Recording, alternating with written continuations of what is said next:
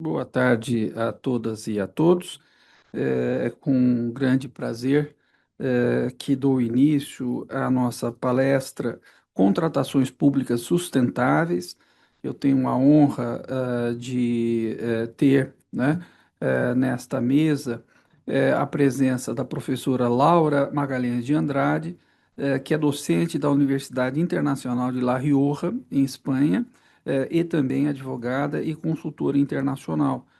Aqui ao meu lado esquerdo, a eminente professora eh, Cláudia, né, que é minha amiga, enfim, professora da Universidade Presbiteriana Mackenzie de Direitos Humanos.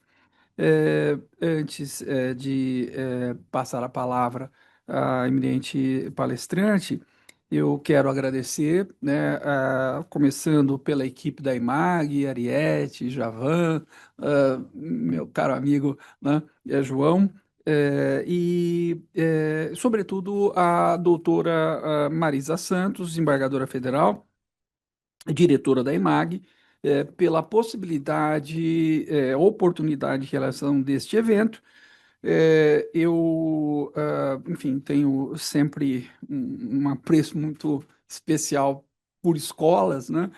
Gosto de escolas, sim, é verdade. Então, me sinto sempre muito em casa, e com amigos, quando venho à EMAG. Eu começo agora a uma breve apresentação da longa experiência da professora Laura Magalhães de Andrade.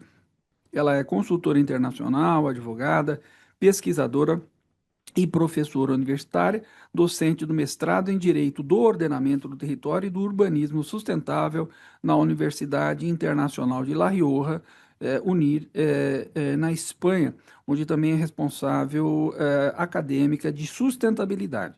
É pesquisadora líder da linha de educação para o desenvolvimento sustentável do Instituto UNIR, EITED, doutora em Direito Ambiental e Urbanístico, mestre em Meio Ambiente, e vai, e vai, e vai, e vai. Mas, sobretudo, é uma pessoa muito querida. Temos feito alguns trabalhos já juntos, não é? Então, é um privilégio muito grande em recebê-la. Professora Laura, a palavra é sua. Muito obrigada, muito boa tarde a todas as pessoas que estão conosco online e também muito obrigada à participação do público aqui presente. É, Fico muito lisonjeada e feliz por receber palavras tão gentis do nosso presidente, do presidente dessa mesa, Dr. Carlos Francisco. Pensar também que posso aqui contar nessa mesa com a querida amiga professora Cláudia Costa, amiga de temas acadêmicos, jurídicos e de vida mesmo, de jornada.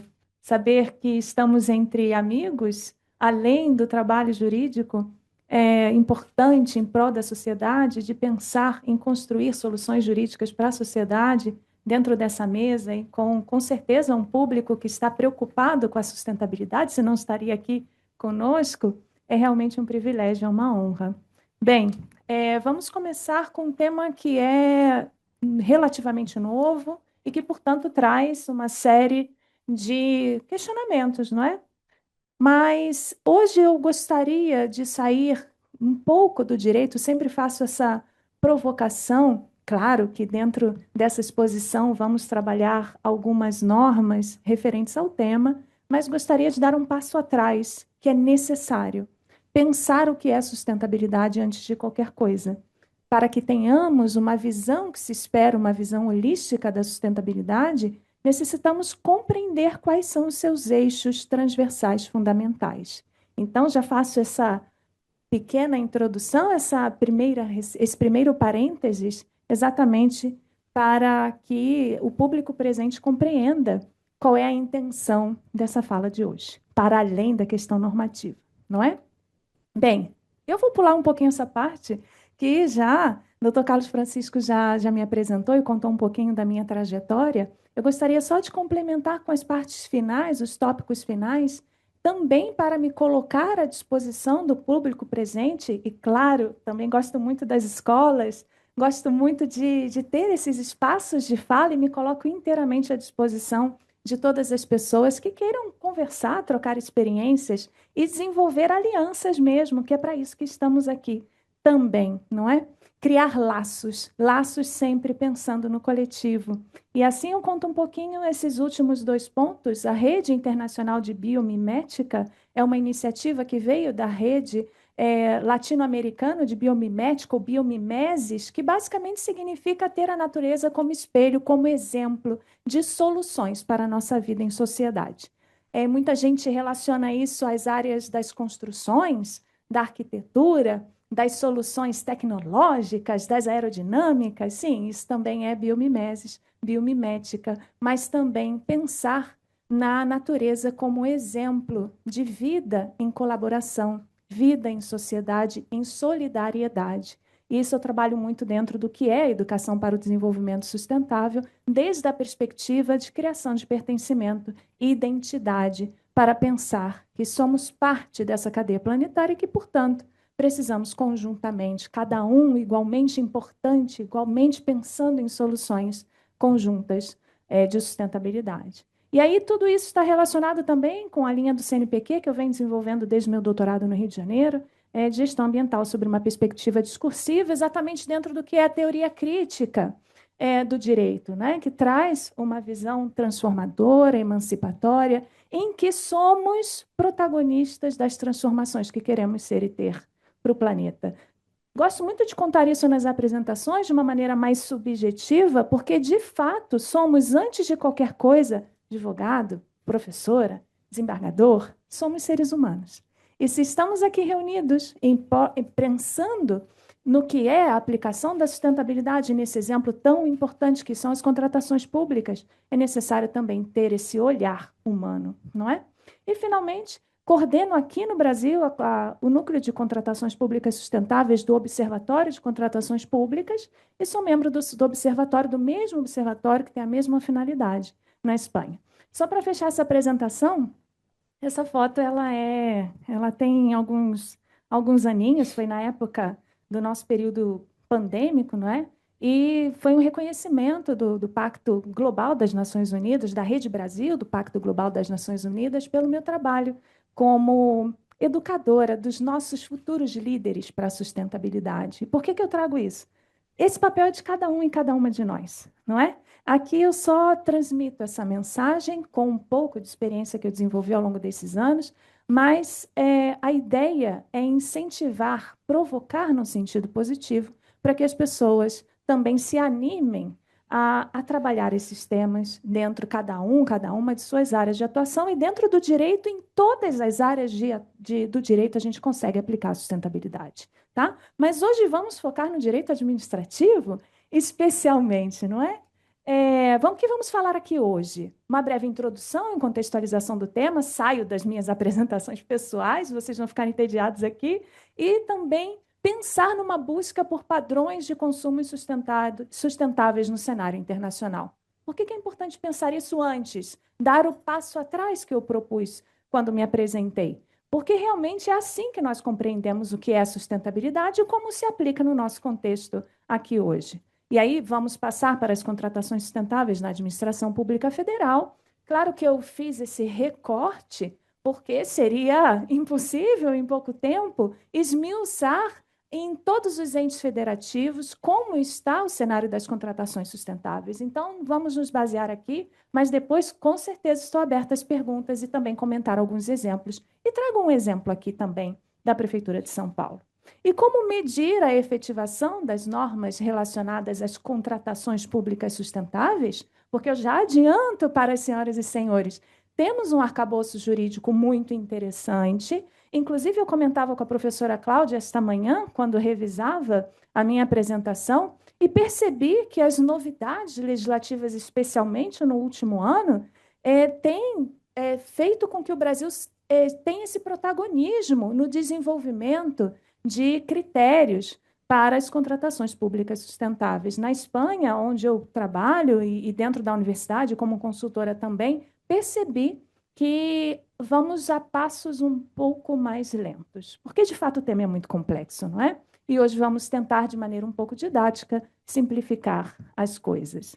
E, claro, depois de pensar como podemos medir, como vamos avançar, que indicadores, que métricas, vamos a algumas considerações finais, porque o trabalho só está começando. Pensar em contratações públicas sustentáveis é só o início de um compromisso, antes de nada, do Estado, como deve ser, como exemplo na aplicação do artigo 225 da nossa Constituição, e, a partir desse exemplo, como vamos avançar, não é? Então, vamos lá. Bem, vamos fazer uma brevíssima introdução sobre qual era o contexto de insustentabilidade que vivíamos, e especialmente dentro da industrialização, do processo de industrialização iniciado na segunda metade do século XVIII. Quando a gente fala na Revolução Industrial, primeira experiência na Inglaterra, o que tivemos ali era a propulsão de uma atividade industrial totalmente desmedida e desvinculadas com qualquer critério social ou ambiental. Vamos maximizar o uso de recursos em prol do progresso. E aqui a gente já começa a estabelecer uma ideia que deve permear toda essa fala de hoje, toda a nossa compreensão sobre o que é sustentabilidade, é que tinha-se, e lamentavelmente ainda se tem hoje em dia, a ideia simplista, limitante, de que o desenvolvimento é só sinônimo de progresso econômico. Então, se queremos progredir, não importa os meios, o meu fim é realmente desenvolver-me economicamente. E isso levou, com o avanço do liberalismo econômico, com o avanço da livre concorrência e de ampliação dos mercados, do processo de globalização e de massificação de culturas, e de tendências de consumo. Eu até cito Bauman aqui, porque ele menciona que o consumo passa a ocupar esse papel central na dinâmica social, como sinônimo de status social, realmente. E isso agrava as questões socioambientais, porque, primeiro, dentro do lado social, nós temos uma ampliação de uma concentração de renda e, portanto, de exclusão e desigualdades sociais. E, do outro lado, e nos aspectos ambientais, já sabemos onde isso pode dar, né? Isso já está, nós já estamos sentindo esses reflexos, especialmente dentro das discussões sobre as mudanças climáticas, sobre a emergência climática que vivemos no mundo, é fruto de toda essa trajetória histórica que eu passo muito brevemente aqui, porque, de fato, provocam o que tecnicamente chamamos de externalidades negativas sociais e ambientais. Claro que tínhamos nesse contexto também, há que mencionar, e seguimos lutando por isso dentro dos direitos sociais, a ausência de qualquer dignidade com relação ao ambiente laboral, a ausência de respeito às necessidades básicas do indivíduo. Em termos ambientais, o uso de recursos e dentro de uma visão antropocêntrica de mundo, de que a natureza está a serviço do nosso progresso. Então, dentro desse processo, seria inevitável a gente conseguir pensar em limitar esse progresso ou criar mecanismos que pudessem não limitar, mas desenvolver-se de uma outra maneira. E aí é que vem, entre aspas, essa virada de chave. Por quê? A coisa do jeito que estava não dava. E vamos falar assim numa linguagem mais simples, porque é isso mesmo. Não há que falar em termos teóricos, acadêmicos, é a nossa realidade. Se continuássemos naquele mesmo ritmo de crescimento, certamente, hoje estaríamos numa condição pior do que estamos hoje, não é? Então, pensar no início dessa virada de chave, a partir da segunda metade do século XX, vejam como isso é recente. Tivemos algumas pontuais iniciativas ao redor, especialmente da Europa, de discussões a partir de calamidades que aconteceram, de desastres terríveis que aconteceram, começaram a se discutir, mas efetivamente, a partir da segunda metade do século XX, isso se intensificou. E se intensificou dessa maneira. Eu criei aqui de uma maneira, tentei resumir um pouquinho, uma cronologia de um panorama internacional com respeito aos principais eventos ambientais que ocorreram, dada essa realidade, guardem essa expressão de que desenvolvimento é sinônimo de progresso econômico. Desenvolvimento é isso. Mas aí chega o Clube de Roma, uma reunião de especialistas de várias partes da Europa, e começa a pensar que seria necessário definir limites para esse crescimento. E que limites, de que ordem seriam esses limites, não é? Um parênteses que o Clube de Roma e o site Clube de Roma existe, é fácil encontrar na internet, e segue com materiais muito atualizados e muito interessantes a respeito de toda essa trajetória ambiental internacional pelas quais nós vamos passar hoje, de uma maneira um pouco sucinta. O Clube de Roma foi fundamental para que no ano de 1972, vocês percebem aqui, no seguinte ponto da nossa cronologia, que foi publicado um documento que é de referência até hoje a nível internacional, que são os limites do crescimento. Como podemos estabelecer medidas, ações, planos, programas que possam efetivamente garantir que o desenvolvimento seja de outra maneira?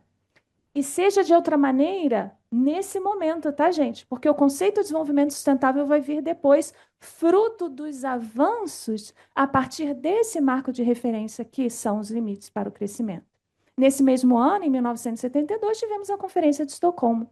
Para a maioria das pessoas que trabalham com esse tema, é o marco de referência por excelência. A partir daqui, as coisas começam a mudar. Uma reunião de membros das Nações Unidas para pensar que outra maneira de desenvolvimento nós poderíamos desenvolver.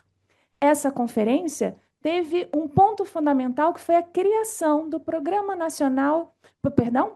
das Nações Unidas para o Meio Ambiente, o PNUMA, que também segue exercendo papel fundamental, didático, de materiais, de debates, de desenvolvimento de planos de ação, de ajuda a instituições, tanto públicas a privadas, a desenvolver estratégias de sustentabilidade. Também vale a pena entrar na página do PNUMA e consultar quais são as ações. Lá naquele meu histórico, conta. Tive a oportunidade de trabalhar com eles no ano de 2012, dentro da pós-graduação em gestão ambiental, e fiquei encantada com a potencialidade que aquela instituição tem e com a abertura ainda mais que eles dão às pessoas interessadas a dedicar-se sobre o tema. Então, recomendo e inspiro vocês também a fazerem o mesmo. Qual foi o compromisso assumido a partir da criação do PNUMA? A criação de uma Comissão Mundial para o Meio Ambiente e Desenvolvimento. Vejam, Comissão Mundial para o Meio Ambiente, pela primeira vez na história, criou-se uma comissão onde foi inserida a palavra meio ambiente no contexto de desenvolvimento. Ou seja, atrelando ambas as coisas, a mesma noção de que, a nova noção de desenvolvimento que necessitaríamos criar. O resultado dessa comissão e das várias reuniões dos grupos de trabalho que se sucederam nos anos posteriores vão derivar a criação do que nós chamamos de relatório Brundtland ou Our Common Future, nosso futuro comum.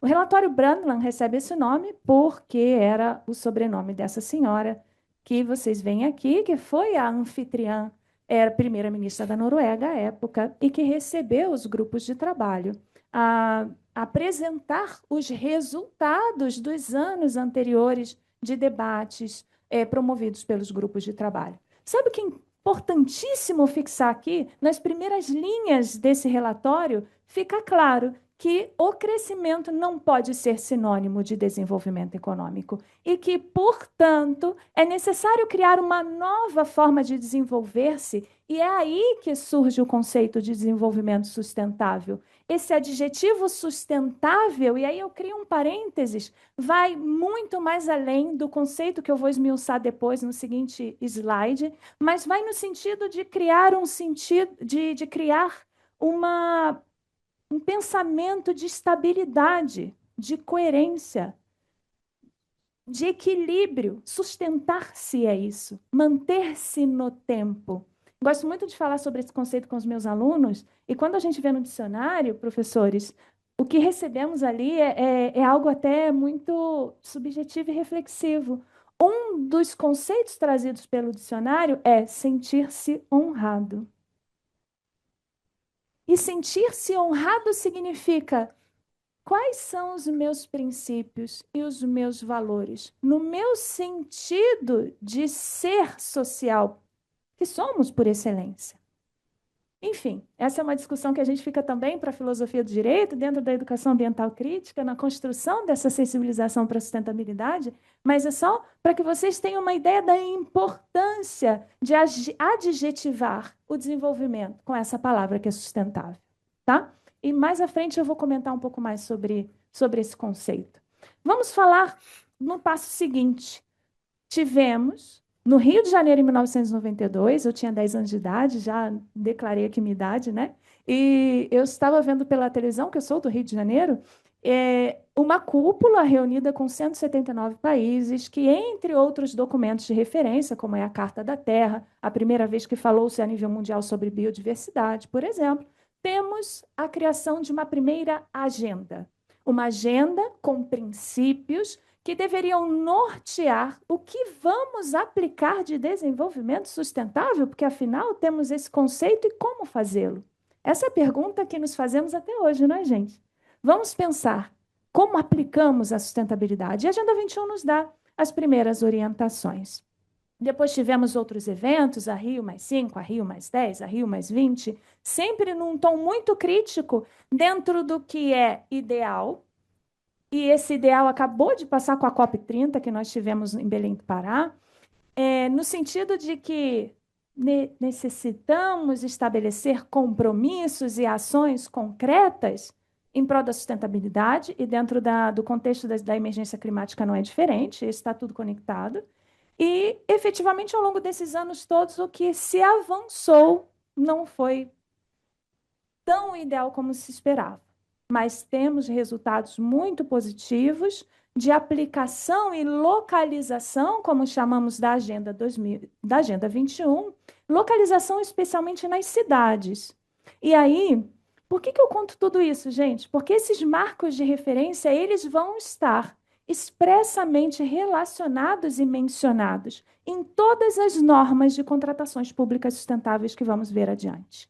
Agora, para entender por que elas estão ali, é interessante observar esse contexto e pensar que a sustentabilidade foi ganhando uma dimensão cada vez mais ampla dentro de aspectos sociais e ambientais, para também pensar em aspectos de governança, aspectos culturais, políticos.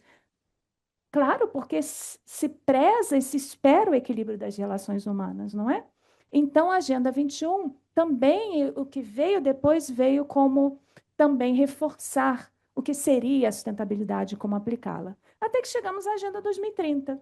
Desde o ano de 2015, estamos aí no 10º ano dessa agenda, que traz objetivos e metas de sustentabilidade, que eu vou comentar mais à frente, e que também são um marco de referência internacional para dentro, inclusive, e especialmente dentro do nosso tema, que são as contratações públicas. Tá?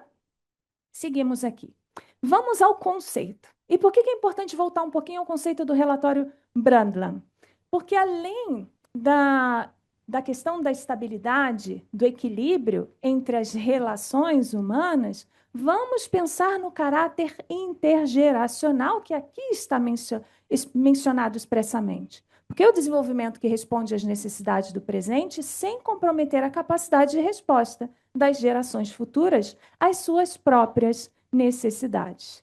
O equilíbrio que se espera não é só intrageracional, dentro da mesma geração, dentro do mundo em que vivemos hoje. É garantir que as pessoas também tenham a mesma igualdade de oportunidades. E quando eu utilizo essa expressão com muito cuidado, igualdade de oportunidades, estamos falando em todos os sentidos, de acesso a uma vida digna, em primeiro lugar, pensando que isso tem total relação com os nossos direitos humanos. Pensar em direitos humanos de primeira geração, pensar em igualdade, em liberdade, faz com que se estabeleça esse equilíbrio que se espera com a sustentabilidade. Então, inclusive, não podemos dissociar o estudo da sustentabilidade de direitos humanos. Não podemos mesmo. E outra coisa, quando estabelecemos o caráter intergeracional, pensamos na necessidade de atuar já para utilizar os recursos de maneira mais eficiente, coerente, responsável. E, a partir daí, advém outros compromissos, não só em termos de soft law, né, como são os marcos de referência da Agenda 21, da Agenda 2030, mas também dentro do âmbito normativo mesmo, de caráter obrigatório e vinculante. Então, é isso que a gente vai aprender nas linhas seguintes. Um outro parêntese só para aprofundar um pouco o que nos trouxe todos esses marcos de referência, vem o capítulo 4 da Agenda 21 e estabelece que os próprios governos também desempenham um papel no consumo. Claro que sim, também somos consumidores dentro das administrações, não é? E o setor público, inclusive, desempenha um papel importante na economia, fundamental, e tem uma influência considerável tanto nas decisões corporativas, da iniciativa privada, quanto nas percepções do público, não é? E assim poderíamos, inclusive, voltar aos princípios básicos da administração pública estabelecidos pelo artigo 37, em que fala sobre eficiência, moralidade, transparência, impessoalidade, elementos tão fundamentais para um conceito básico de sustentabilidade, de governança, que é dentro do que a gente está concebendo aqui de um conceito de estabilidade nas relações, de coerência, de harmonia entre essas relações. Então, os princípios da administração pública são fundamentais e, portanto, totalmente relacionados com a sustentabilidade também. E, por isso, claro, o Estado deve revisar suas políticas de compras dentro de seus órgãos e departamentos. E também, sempre que possível, inserir o conteúdo ambiental nas políticas de compras governamentais, sem prejuízos dos princípios de comércio internacional. Um parêntese aqui que é importante, gente, porque naquele momento da Agenda 21, ainda não tínhamos uma visão mais ampla e transversal da sustentabilidade, porque aqui claramente esse capítulo 4 denota só para o viés da sustentabilidade ambiental. Mas, como já falamos aqui, a sustentabilidade social, de governança, cultural, de políticas públicas, também compõe esse conceito ideal de sustentabilidade, não é? Bem, aí vamos à nossa Agenda 2030. Eu trabalho com ela desde a sua edição, dentro de projetos de planejamento estratégico da sustentabilidade, tanto para instituições públicas como privadas. E por que eu decidi utilizar essa metodologia, essa ferramenta, perdão, como metodologia de trabalho? Porque ao longo dessa evolução que nós conhecemos muito brevemente, desses 50 anos de virada de chave, entre aspas, que pensamos aqui? Temos reunidos os 17 principais assuntos de sustentabilidade, aqueles que foram construídos coletivamente. Depois, antes tivemos os Objetivos do Desenvolvimento do Milênio, que eu não mencionei aqui, que foi uma primeira experiência de definir objetivos concretos, com metas, com seus respectivos indicadores. Aqui tivemos 17 objetivos, 169 metas e 241 indicadores. Referências para aplicação por todas as instituições, por todos e todas nós. Faço um parênteses para quebrar a formalidade, para vocês terem uma ideia. Eu tenho uma enteada que, à época, hoje ela tem 15 anos, à época, quando tinha 10 anos, professor Carlos, ela chegou para mim da escola, muito animada. Laura, você não trabalha com com esses coresinhas aí, com esses quadradinhos coloridos? A professora mandou eu trabalhar com isso, eu não sei o que fazer. E aí eu expliquei para ela o que era, de acordo com o entendimento dela, e propus a criação de uma Agenda 2030 pessoal, em que ela que deveria definir um objetivo relacionado a cada uma meta, perdão, relacionada a cada um desses objetivos. Esse exercício que eu fiz com ela, acabou que a escola adotou como um projeto de todo o colégio lá, eu tive a alegria de trabalhar com eles, e só é um exemplo, por mais simples que pareça, mas fundamental para entender que todos e todas nós podemos utilizar essa agenda como uma ferramenta. Claro que pensar em 17 objetivos, dada a complexidade de temas que trabalhamos aqui, sabemos da realidade brasileira, em que, por exemplo, o ODS 6, água limpa e saneamento, é algo em que estamos longe de cumprir as suas metas, pensando que o acesso à água potável é ainda um grande desafio, pensando que nas últimas estatísticas que mais de 1 milhão de pessoas não têm sanitário nos seus lares, coisas inimagináveis para o século XXI, e está relacionado também com o ODS-1, erradicação da pobreza. Estou mencionando esse exemplo e poderíamos ter tantos outros, no sentido de pensar de que esses ODS eles não podem ser observados, trabalhados de maneira isolada. Por isso, sempre a minha recomendação em todos os lugares onde eu estou é: vamos analisar aquilo que pode ser prioridade para nós a partir de um diagnóstico. Cada instituição, como é aqui, a escola, como é o próprio tribunal, como é uma universidade, como uma empresa, cada um tem as suas prioridades, tem as suas... Já ouviram falar em análise DAFO? Como é que chama aqui? SWOT. Aqui utilizam a expressão em inglês, é verdade, DAFO é em espanhol. E são, nada mais é do que análise de fortalezas, ameaças, oportunidades e debilidades. Isso é um diagnóstico, né? Utilizamos também para a aplicação da Agenda 2030, inclusive para a definição de políticas públicas. Podemos fazer o mesmo com a Agenda 2030. E temos ainda muitos outros recursos, como eu mencionei antes, o meu trabalho voluntário com a Rede Brasil do Pacto Global das Nações Unidas, baseado nessa mesma base metodológica de aplicar a Agenda 2030 a partir desse diagnóstico. Chamo a atenção para o nosso ODS favorito, entre aspas, entre todos que são igualmente importantes, porque, claro, as nossas decisões enquanto administração pública também vão impactar diretamente nos outros ODSs, não é? Mas eu chamo a atenção para o consumo e a produção responsáveis. E também recomendo, desde já, uma obra que se chama O Princípio Responsabilidade, de Hans Jonas, um filósofo alemão que nos faz pensar em que momento perdemos o sentido de que somos igualmente responsáveis, por mais que pareçam mínimas as ações sobre o que ocorre no planeta.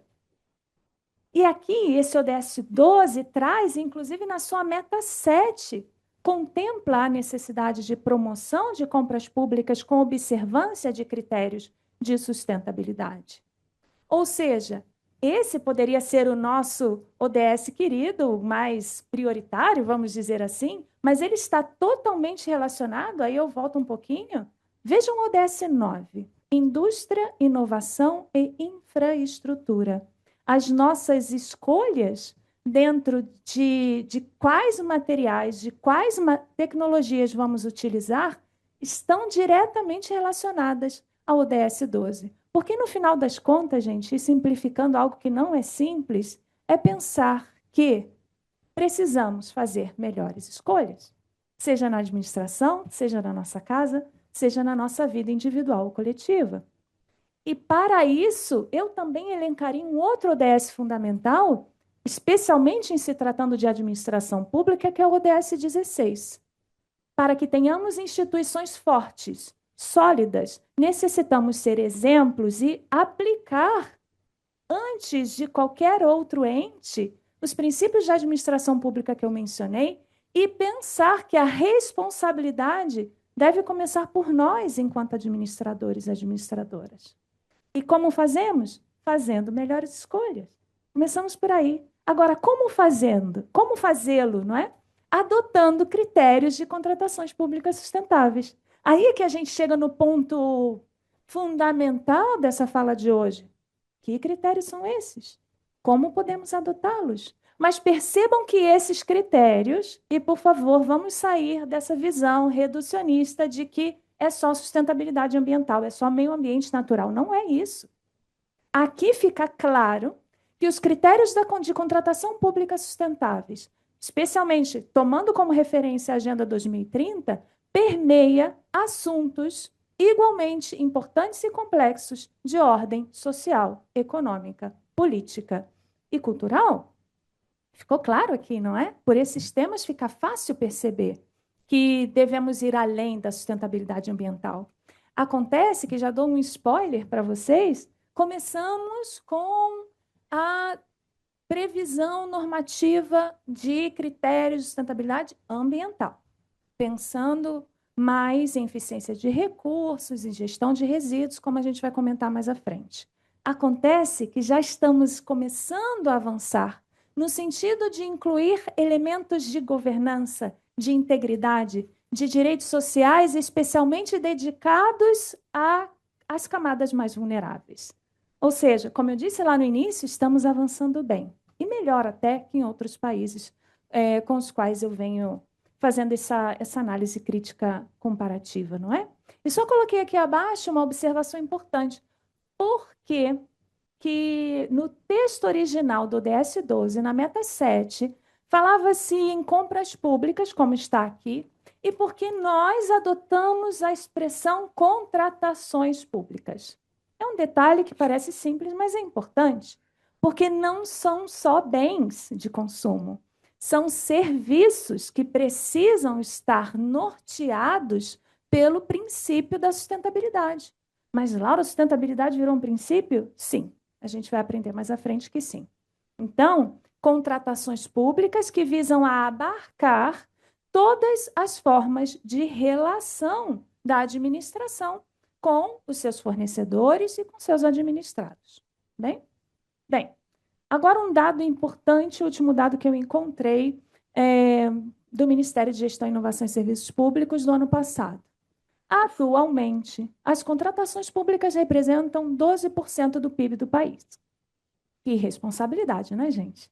Vamos pensar, então, que mais que urgente aplicar esse ODS 12, porque, afinal, além de sermos exemplo e referência para aquilo que esperamos ser de aplicação do ODS 16, de se apresentar como uma instituição fiável, confiável, perdão, gente, às vezes as palavras fogem, uma instituição confiável, sólida e estável, a gente precisa pensar que os dados só reforçam essa responsabilidade. Olha a porcentagem e a responsabilidade, portanto.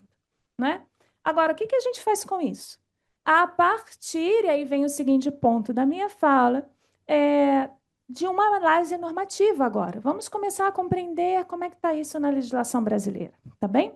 Começando o básico do básico, a gente aprende lá no início da faculdade, Constituição de 88, princípio da indisponibilidade do interesse público. Por que eu trago o interesse público, e aí faço alusão também ao que está na Constituição Espanhola, e fala do interesse general? Pensar que garantir a sustentabilidade, ou seja, o equilíbrio nas relações humanas e não humanas, tá bem? Garantir que os ecossistemas estejam preservados, isso eu não mencionei antes, mas é fundamental mencionar. Garantir que não haja perda de biodiversidade e que, portanto, garantir também que a gente tenha um equilíbrio maior em termos climáticos. Isso tudo é interesse público. E, portanto, está totalmente conectado e alinhado à sustentabilidade. Percebam que a gente pode fazer todas as conexões possíveis, é só abrir o olhar. Porque muitas pessoas, especialmente aquelas, e no âmbito do direito, extremamente formal e normativo, pensa que, mas sustentabilidade quê? Não é? Como é que a gente aplica isso? Sustentabilidade está em todas as áreas da nossa vida, especialmente dentro das bases principiológicas e dogmáticas também do nosso ordenamento jurídico. E, claro, dentro de um processo licitatório, dentro dos princípios da administração pública, e aí vou deixar para o final uma discussão, uma proposta de discussão relacionada à ampla concorrência, como isso pode ser complicado, não é? A partir de critérios de sustentabilidade que alguns podem, outros não. Como é que é isso? A gente vai discutir daqui a pouco. Mas pensar que antes, essa não é a lei que está em vigor, mas antes, lá na lei de licitações antiga, nós tínhamos já a previsão, mais uma vez, sustentabilidade ambiental, de apresentar informações sobre os impactos ambientais da atividade. A coisa começou a evoluir a partir da Agenda Ambiental na Administração Pública, que foi uma proposta de programa voltada à sensibilização de gestores para a criação de critérios de gestão ambiental. E faço um parênteses, porque quando eu estava revisitando essa apresentação, eu me lembro que no ano de 2017 eu estive na escola da AGU, da Advocacia Geral da União no Rio, no ano de 2017. E pensando que essa agenda, que foi criada no ano de 99, olha quantos anos depois. Vejam já a diferença A crítica era, naquele momento, e na discussão com o presidente da escola da AGU, de que pouquíssimo havia avançado, né? No sentido de aplicação dessa agenda ambiental, que no seu momento e continua sendo um marco inicial muito interessante para começar a desenvolver-se dentro da administração um processo de sensibilização dos seus gestores, né? Acontece que esse processo, e falando de forma crítica, precisa ser constante, envolver todas as partes interessadas, envolver todos os stakeholders. E aí falamos não só dos membros das administrações, pensando numa relação mais direta e transparente com os potenciais fornecedores também, para que conjuntamente se estabeleça que critérios, então, são possíveis, plausíveis de incorporação nos nossos editais, não é? Então, gente, também considerando, e aí faço um parênteses para a política dos 5 R's, vocês já ouviram falar, pessoal que está aqui no público, sim, não é?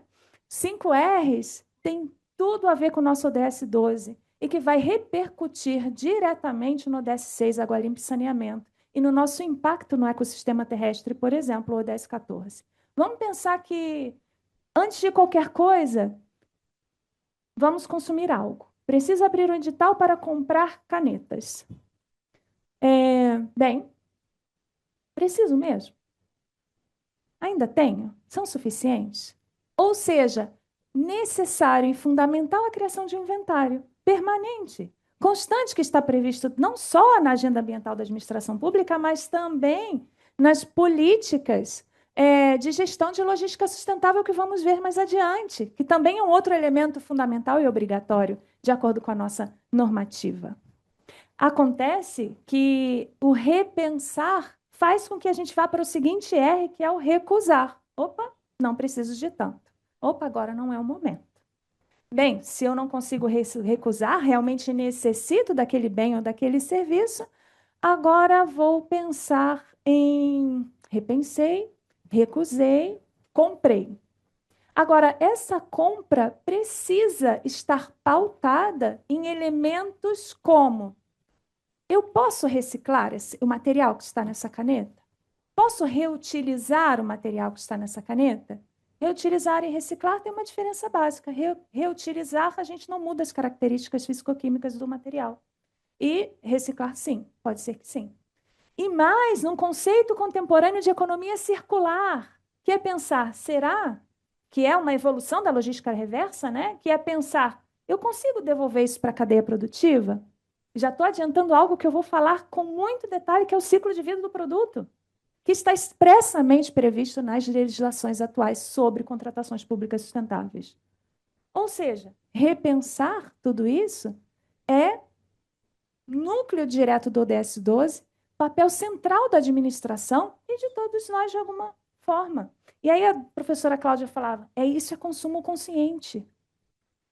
Tomar a consciência sobre algo vem de um processo que dentro da educação ambiental, obrigada, professora Cláudia, consciência sobre algo se constrói a partir de acesso à informação adequada. E a partir desse acesso, eu posso ter a informação e lavar as minhas mãos. Isso não diz respeito a mim. Mas eu posso, nossa, isso é realmente um problema.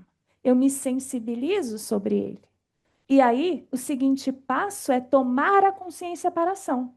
Que sou parte da transformação que quero ser e que preciso ter para que tenhamos esse caráter intergeracional e tudo mais.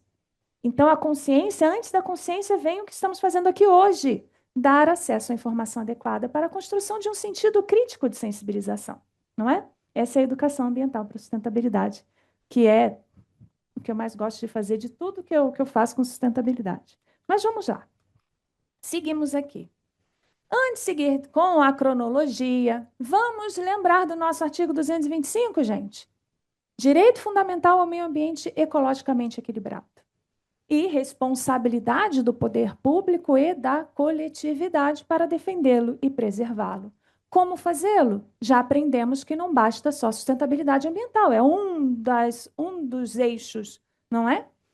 E temos também nos incisos do parágrafo 1º, quais são as incumbências, vamos dizer assim, do poder público. Não os listo aqui, mas é só relembrar que aqui está a nossa base de tudo que a gente está discutindo dentro do ordenamento jurídico brasileiro. E que esse artigo é quase que a transcrição literal do conceito de desenvolvimento sustentável trazido pelo Informe Brundtland. Ou seja, não podemos refutar e esquecer ou desculpar-nos de que a sustentabilidade não está conectada com o nosso ordenamento jurídico. E, portanto, com todas as nossas ações, como administração e como administrados. Não é? Bem, vamos retomar a cronologia. E aí eu vou passar um pouco brevemente sobre isso aqui. Inclusive, professor, eu coloco à disposição a apresentação para compartilhar com as pessoas que tenham interesse. Porque tudo isso está na internet, não é só mesmo para a gente conhecer. O que importa aqui é a discussão que eu quero trazer e, por isso, não vou tomar muito tempo. Acontece que temos um decreto fundamental e em vigor. Há uma discussão com a edição da nova lei de licitações, que eu já vou chegar lá, que isso pode ser revogado ou pode ser aprimorado, mas, importantíssimo desse critério, além de já estabelecer pela primeira vez um rol exemplificativo de critérios e práticas para estimular o desenvolvimento nacional sustentável, nós temos a previsão obrigatória do plano de gestão de logística sustentável. E isso é tão grande e tão importante porque fala do ciclo de vida do produto, que eu vou especificar mais à frente, e guarda relação com os 5 R's que a gente pensou antes.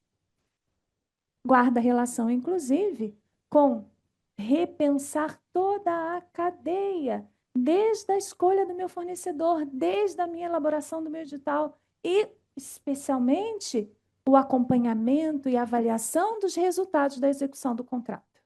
Não é?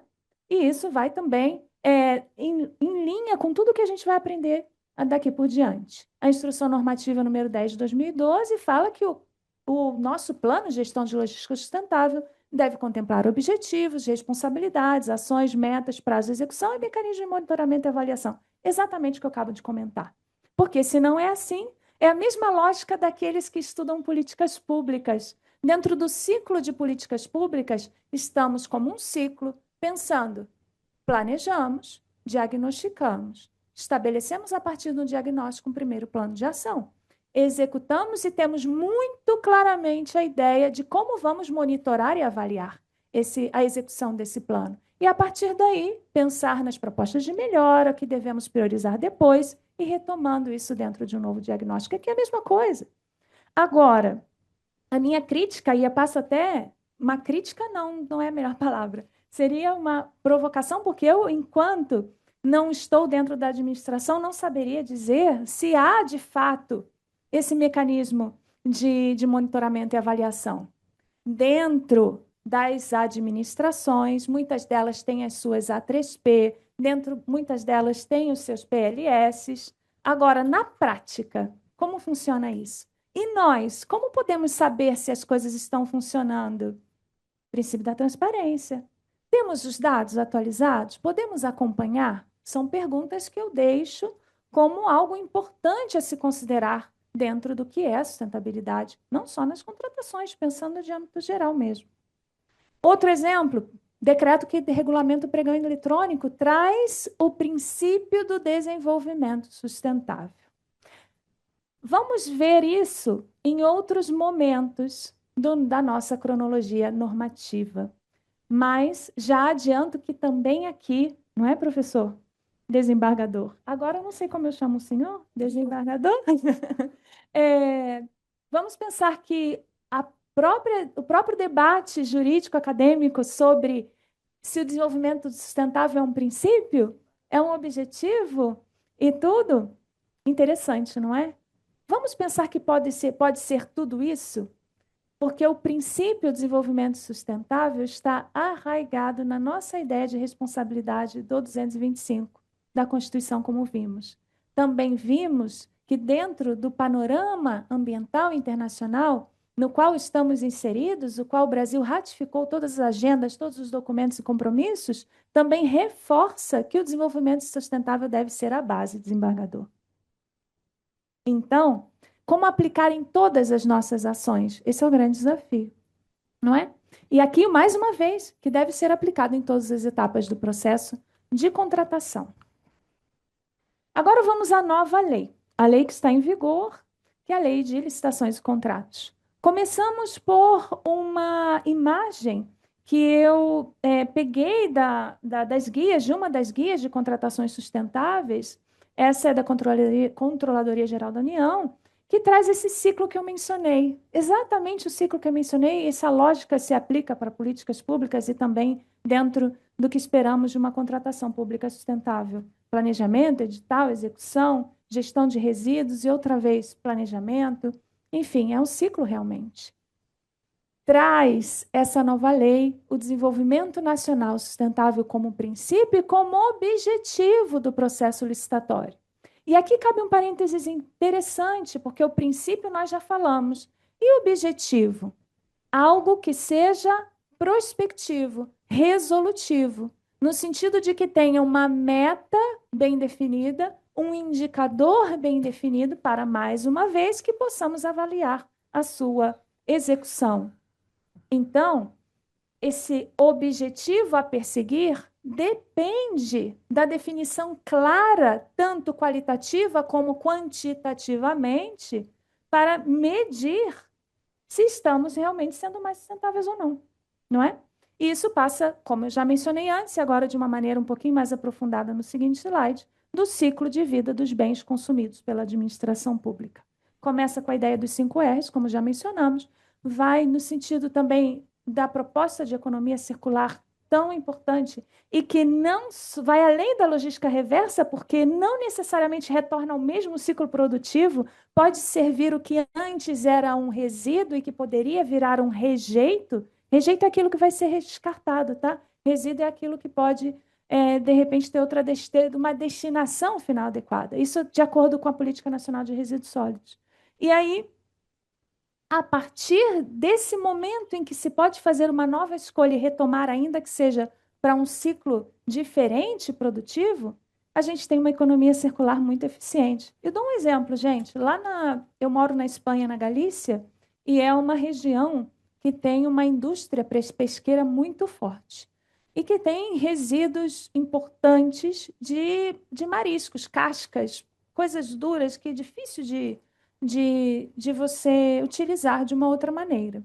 Graças às universidades e às colaborações com as administrações, com a iniciativa privada, desenvolveu-se um projeto, inclusive a nível europeu, que encontrou uma solução para aqueles resíduos, que as suas propriedades químicas eram fundamentais para o adubo e a regeneração de solos galegos, que eram carentes dos mesmos materiais que bom, estavam ali já à disposição dentro dos resíduos da indústria pesqueira. O que começaram a fazer? Destinar os resíduos da indústria pesqueira à cadeia produtiva do setor primário da Galícia. E esse exemplo, inclusive, foi premiado. E vejam que, nossa, que match, entre aspas, que match tão inusitado, não é? Graças à ciência, né, gente? Vamos pensar que o papel das universidades nesse processo é fundamental. E também vamos pensar que o ciclo de vida ele é importantíssimo, inclusive no momento da aferição da proposta mais vantajosa. Tá? Isso está previsto expressamente na nova lei. O tema e vou deixar para o final, na prática, como é que a gente resolve isso? Não é tão fácil como parece, porque precisamos garantir a impessoalidade, a livre concorrência, mas as igualdades de condições não são sempre as mesmas, né? E considerando também as pequenas e médias empresas, todos os recursos necessários. Enfim, é uma discussão bem importante. A análise, o que é análise de ciclo de vida do produto? Isso está previsto no artigo 3º, inciso 4º da Política Nacional de Resíduos Sólidos, só para aquelas pessoas que ainda não estão familiarizadas com o conceito. A análise do ciclo de vida dos produtos compreende a série de etapas que envolve o desenvolvimento do produto, a obtenção de matérias-primas e insumos, o processo produtivo, o consumo e a disposição final. Então, sim, como é que podemos adotar, voltando para o exemplo da caneta, será que esse plástico aqui é fácil reincorporá-lo ao ciclo de vida, seja da mesma caneta, seja em outro ciclo, pensando em economia circular? Será que é fácil estabelecer um mecanismo de logística reversa, ou seja, que o fabricante da caneta BIC mantenha postos de coleta ou garanta às pessoas consumidoras, e aí temos aqui a administração, esse edifício, como grande consumidora de canetas, Será que você poderia estabelecer um posto de coleta, assim, alguma coisa onde as pessoas pudessem botar e praticar isso? Será que isso existe? E existe em todos os lugares? É acessível? As pessoas conhecem isso? Vejam quantas perguntas que nos levam a uma reflexão importante sobre como aplicar o que é, de fato, o ciclo de vida dentro das contratações públicas. Não? Precisamos buscar respostas a essas perguntas. E aqui, esses slides ficaram um pouco mais densos, mas é repassando, porque a novidade dessa norma é o estudo técnico preliminar. E que bom! Porque o que seria isso? No momento anterior à publicação do edital, é estudar muito bem que oportunidades, que alternativas tenho dentro da minha rede de potenciais fornecedores de adotar critérios de sustentabilidade. Dentro da mesma caneta, eu posso ter hoje fornecedores que não utilizam esse tipo de plástico, ou que esse plástico esteja comprovadamente, a partir de um selo, uma certificação, enfim, comprovadamente que esse plástico tenha menos tempo de permanência e que possa ser mais facilmente degradado. Ou eu tenho um que é de bambu, ou de sobra de cana-de-açúcar, enfim, não é? Esse estudo técnico preliminar passa a ser fundamental para que as contratações públicas sejam factíveis. Porque a partir daí podemos conhecer o mercado e interagir com ele. Porque senão vamos ficar nesse limbo. Tá, mas que critério? Que critério eu adoto? Que materiais existem hoje? E não sabemos, e com o avanço das tecnologias, o desenvolvimento de soluções dentro do âmbito da biomimética, como eu mencionei lá no início, por isso que eu estou no meio daquelas pessoas, né, os cientistas lá, engenheiros, arquitetos, eu pensava, meu Deus, eu estou aqui no meio da... Mas sim, somos um grupo de trabalho interdisciplinar fundamental para pensar soluções, e soluções que sejam holísticas, né? Enfim. Esse estudo técnico preliminar, então, ele vem sendo regulamentado, está aqui destacado mais abaixo, inclusive com recomendações de elementos que devem constar dos estudos técnicos, né? E alguns dos incisos abrangem diretamente o tema da sustentabilidade. E depois, temos também previsto no artigo 12, inciso 7º, que os órgãos responsáveis pelo planejamento poderão estar, sim, na redação original, mas já tivemos um decreto posterior que deixa claro que se trata de um dever. A utilização desse estudo técnico preliminar é um dever. E, portanto, a busca por uma contratação pública mais sustentabilidade começa antes do edital. Começa, inclusive, com uma discussão mais ampla, como eu mencionei antes, com todos os stakeholders ou partes interessadas, não é? E também fala, dentro do caderno de logística do Plano de Gestão de Logística Sustentável, estabelecido no artigo 7º da portaria de 2021, vai dizer que a elaboração e implementação desse PLS é obrigatório. Tá? Vamos pensar também sobre o programa de integridade. E esse programa de integridade vai para os dois lados, tá? Interessantíssimo o estabelecimento desse nome integridade, porque eu venho estudando a nível europeu o que é a governança dentro da gestão pública e privada. A governança hoje, e para aquelas pessoas que têm mais contato com sustentabilidade, já viram as siglas da moda, são os critérios ESG, ambientais, sociais e de governança. E, por conta disso, começamos a estudar a nível europeu como a gente pode vislumbrar a medição, vamos dizer assim, do que é a governança dentro das instituições, não é? Aqui no Brasil, esse programa de integridade responde um pouco a essa pergunta, tanto para o lado daquele licitante vencedor, onde será exigida a implantação de um programa de integridade e que, inclusive, pode ser utilizado como critério de desempate. Do outro lado do slide, nós temos também a previsão de uma política de governança da administração com a instituição de programas de integridade. Interessantíssimo. Percebam que deve realmente estar tudo conectado a partir da estabilidade das relações e do papel do Estado como exemplo. Tá? aqui a coisa vai ficando mais direta e mais pragmática, o que é muito positivo para nós. Tivemos esse parecer em que menciona, desde a sua primeira edição, algumas previsões básicas, como, por exemplo, que as administrações são obrigadas a adotar critérios e práticas de sustentabilidade socioambiental e de acessibilidade. Interessantíssimo, porque a acessibilidade poderia estar dentro do eixo de sustentabilidade social, mas aqui temos uma ênfase que é realmente necessária. A impossibilidade de adoção de tais critérios deverá ser justificada sob pena de sanção. Eu não coloquei aqui o detalhe, mas está assim.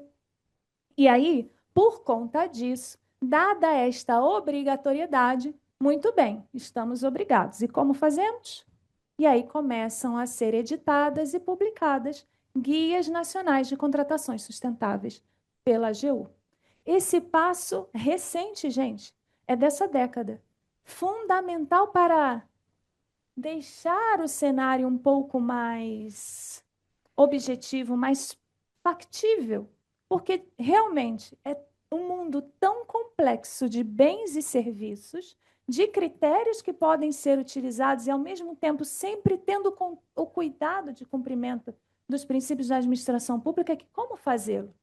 E aí essa guia nos dá umas primeiras orientações. Eu trago aqui para vocês a última edição, saiu agora em outubro desse ano, já é a 8ª edição, e eu li a guia atual, eu tinha mais contato com o anterior, houve pequenas modificações com as atualizações normativas, especialmente por instruções normativas e portarias e tal, mas é um grande marco de referência que pode e deve ser aplicado por todas as administrações de todos os entes federativos, tá bem?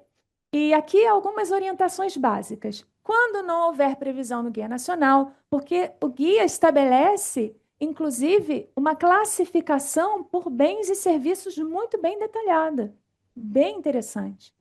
Quando não houver previsão na guia, o próximo passo é fazer a pesquisa em busca de normas específicas. Aí aqui elenca uma série de sugestões. Tanto ministério, agência reguladora ou órgão que poderia regulamentar o produto que está sendo adquirido, normas aplicáveis dentro de agentes, né, do SISNAMA, do Sistema Nacional de Ambiente, pensar também no site do painel de legislação ambiental como uma referência, lista de produtos do Inmetro, pensar nas legislações, claro, dependendo do âmbito de atuação estadual e municipal, e se há normas ABNT. Tá bem. Vamos lá. Temos os técnicos analistas dentro da administração pública que têm a responsabilidade e obrigação de adotar critérios de sustentabilidade. É fácil, gente?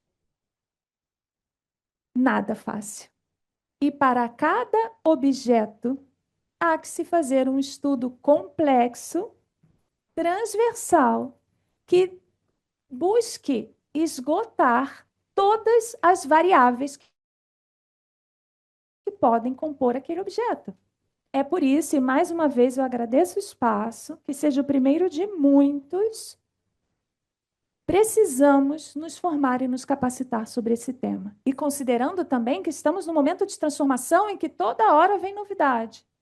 Por exemplo, as últimas novidades dão ênfase à atuação das administrações no contexto da emergência climática.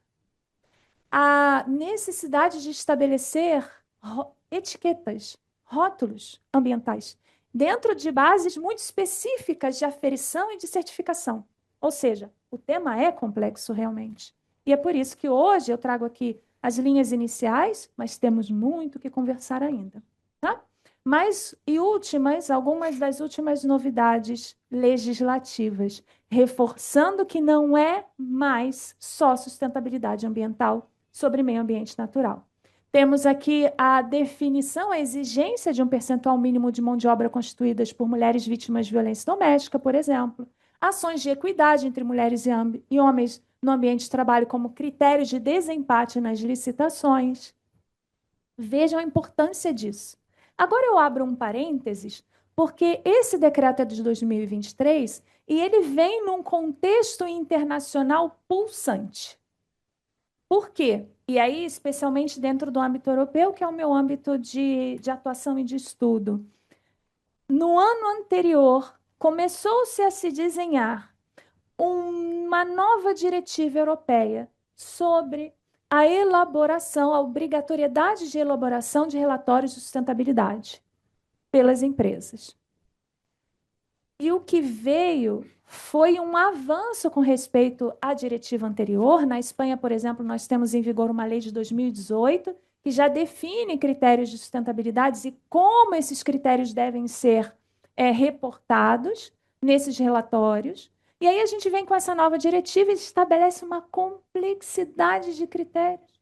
Laura, por que você agora está falando da iniciativa privada? Porque, claro, esses critérios conversam, não conversam? Aquelas empresas, as maiores, as que estão obrigadas a cumprir esses critérios de sustentabilidade, elas já podem ter dentro dos seus relatórios uma demonstração que vai, dentro do âmbito da competência, dar a ela uma vantagem competitiva, no sentido que está demonstrado que eu adoto tais práticas de sustentabilidade que, por exemplo, no contexto brasileiro, eu cumpro esse decreto, porque é parte obrigatória do relatório. Dentro hoje e da nova diretiva de informe de sustentabilidade e da discussão, porque agora está em processo de revisão, porque era muito complexo, era impossível, que não garantia acessibilidade, que promovia uma exclusão e uma vantagem com respeito às maiores empresas, que as pequenas não tinham condições de adotar. Enfim, é uma discussão muito complexa, realmente. Mas sim é um critério de aferição. É um critério que, portanto, a administração deve ter um olhar sobre esses critérios, de forma que estejam alinhados. E por isso, e mais uma vez, o estudo preliminar é fundamental para conhecer o que as empresas estão fazendo nesse sentido, né? E também considerar que, a partir da total vigência da Lei de Licitações em vigor, em final de 2023, temos essa norma de referência. Mas temos regulamentos, decretos posteriores que vão regulamentar alguns dispositivos dessa nova lei de licitações. Por exemplo, um decreto recentíssimo vai instituir a Comissão Interministerial de Contratações Públicas para o Desenvolvimento Sustentável.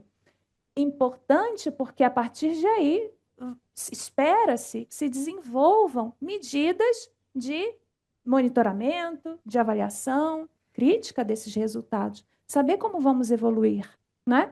E também outro decreto que vai dispor sobre garantias trabalhistas a serem observadas na execução dos contratos administrativos, totalmente relacionado com o eixo social da sustentabilidade, né? Temos outros guias de referência. Eu estava buscando porque, claro, todas as vezes, em todos os meus espaços de fala, eu busco alguma conexão direta, né, com a instituição com a qual eu estou conversando. E encontrei esse manual de licitações sustentáveis aqui do TRF. Da Justiça Federal e que vai estar no âmbito, né, do TRF também. Acontece que esse manual é do período de gestão 2016 e 2018. E me chamou uma atenção, porque para mim muito interessante, que vai até antes da normativa que nós temos em vigor e que estava alinhada a tudo que nós falamos antes, que é com o PLS, Plano de Gestão de Logística Sustentável, com a A3P, com a própria Agenda 2030 e seus objetivos, não é? Então, temos aqui na casa também um marco de referência. E tivemos também como marco de referência a cartilha da CGU, como inserir critérios de sustentabilidade nas contratações públicas. Ficam aí alguns guias, alguns manuais que foram publicados no sentido de orientar as administrações na adoção desses critérios, né? Mas, de verdade, o que nós temos é a nova edição do Guia de Compras Sustentáveis, que foi colocado assim no site da AGU, utilizou a palavra compras, que foi lançado, inclusive, agora na COP30. Tá? Essa notícia ela é agora, do dia 21 de novembro, foi discutido lá, a guia foi apresentada, foi discutida, havia stakeholders importantes, né, da sociedade civil, e interessante porque precisamos apresentar e debater com a sociedade se, inclusive, esse documento ele representa a realidade da administração pública, se ele prevê e pressupõe práticas, métodos de monitoramento e execução que são factíveis, que podem ser aplicados de fato. Ou seja, cabe aí uma discussão e é interessante que esse documento esteja em todos os lugares, esteja sendo discutido em todos os lugares, especialmente com a cadeia de valor, não é?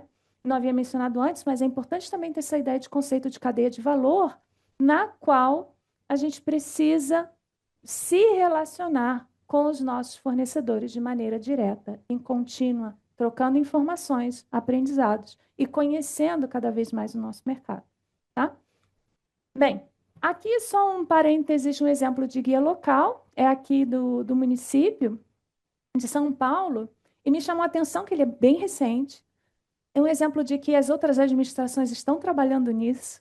Gostei muito do texto dessa guia e gostei do preâmbulo. E aí eu chamo a atenção aqui. É um convite à reflexão sobre o papel transformador da administração pública, porque, de fato, precisa vestir, assumir esse papel a partir do ODS-12, a partir dos princípios da administração e a partir do que a gente chama de interesse público, não é?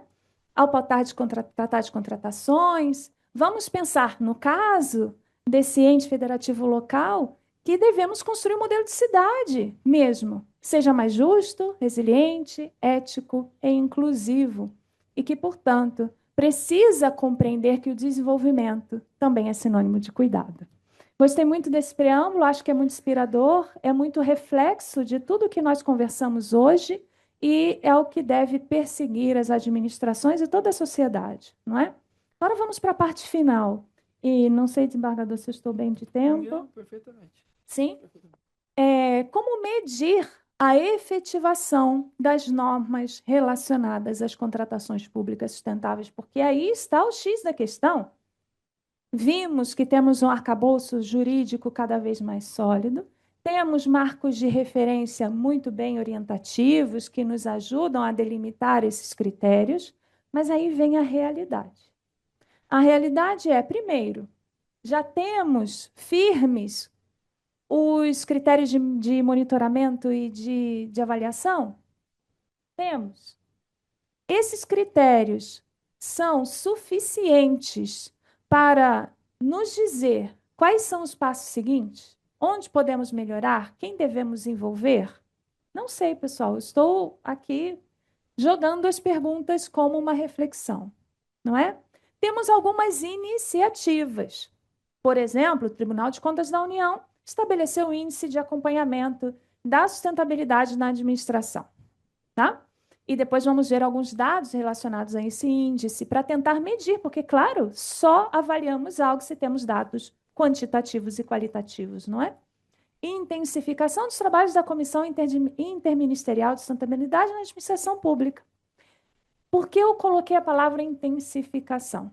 Porque tivemos momentos na administração pública, e isso está dentro do sumário executivo, não estou eu que estou especulando aqui, realmente está no sumário executivo, em que os trabalhos ficaram estacionados à espera dos avanços da nova lei de licitações para que se pudesse desenvolver com mais objetividade que trabalho essa comissão iria exercer e que buscava essa comissão de fato.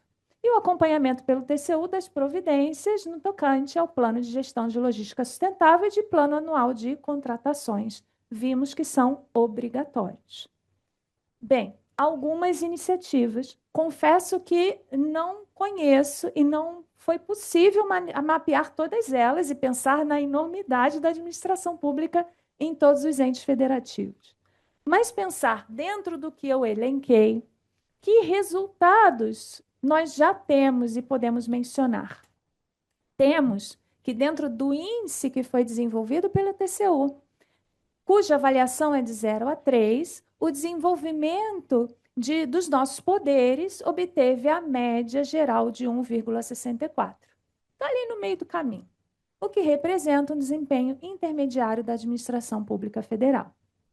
Comparativamente, temos o melhor desempenho do Poder Legislativo. E apresentaram Aí é que vem o destaque e é o que mais importante para que nós busquemos as respostas às perguntas que eu acabo de fazer. Menor pontuação média geral nos eixos 1, 7 e 11. Eles desenvolveram eixos prioritários e dentro desses eixos se estabeleceu critérios de medição. Esses eixos 1, 7 e 11 estão relacionados ao plano de gestão de logística sustentável, à gestão de resíduos e coleta seletiva e a adesão a programas de sustentabilidade. É só o básico obrigatório fundamental que tem menor pontuação média. Percebam o quanto, a partir dessa análise, eu não encontrei os dados atualizados. Isso foi a partir dos manuais e das guias que eu encontrei.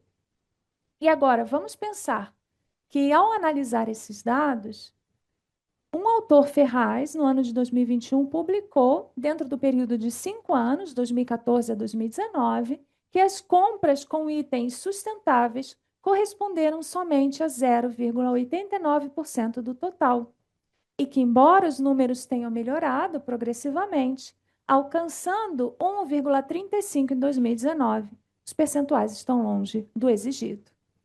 O que isso quer dizer? Temos um longo caminho pela frente com relação à efetividade, não é?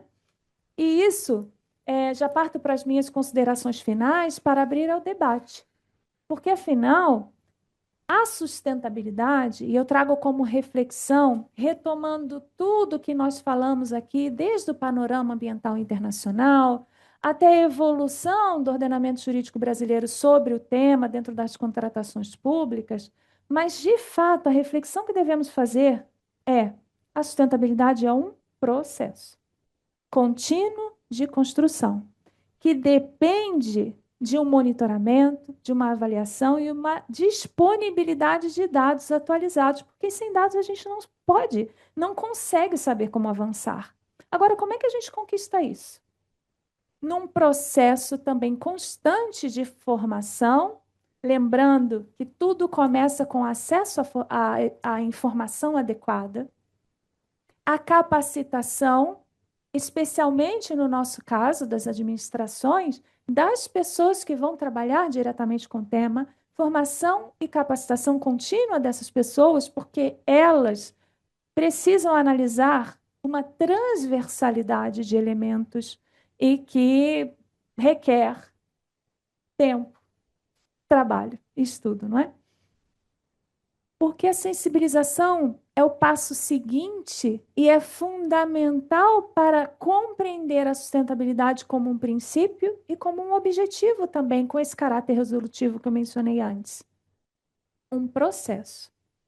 E, claro, aí entramos em algo que eu vou perguntar ao público e também às pessoas que estão aqui na mesa comigo, compartilham a mesa comigo. Quando pensamos em ampla concorrência e igualdade de condições, especialmente considerando os princípios da administração pública do artigo 37, poderíamos ir mais além, mas só a partir do 37 a gente já começa uma boa discussão. Acaba que esses critérios excluem, acaba que esses critérios não são factíveis exatamente por conta dessa exclusão? Na dúvida, eu não aplico, porque eu corro risco de promover essa exclusão? As empresas, os fornecedores em geral, estão acompanhando esse movimento? Estão capacitados e atentos a essa realidade para adotar critérios de sustentabilidade, ainda que de forma voluntária? Aí eu já tenho a resposta que não. Categoricamente que não. Até porque muitas partes interessadas, elas nem entendem a sustentabilidade como algo tão importante assim. Um dos argumentos para que elas comecem a adotar práticas sustentáveis é: olha, vai ficar de fora da licitação, né? Precisamos começar a adotar práticas voluntárias. E se consideramos que no Brasil ainda não temos uma norma, como é na diretiva da União Europeia, com critérios reais, objetivos, que devem ser apresentados nos relatórios de sustentabilidade.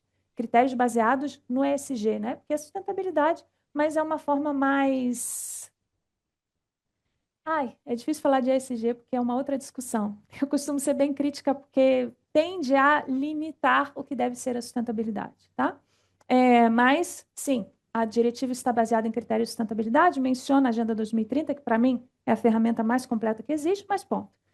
Ali temos, aqui ainda não temos. E por que coloco um asterisco da necessidade de alinhamento das normas com a iniciativa privada, as normas da iniciativa que se aplicam à iniciativa privada? Porque, claro, como eu disse antes, conhecendo os nossos fornecedores e a sua realidade, o que eles já estão cumprindo e podem cumprir, é mais fácil adotar critérios. E assim reduzimos a possibilidade de não termos uma ampla concorrência, uma igualdade de condições. E trago para vocês uma norma recentíssima. Eu estou muito curiosa para saber como é que esse negócio vai funcionar na prática.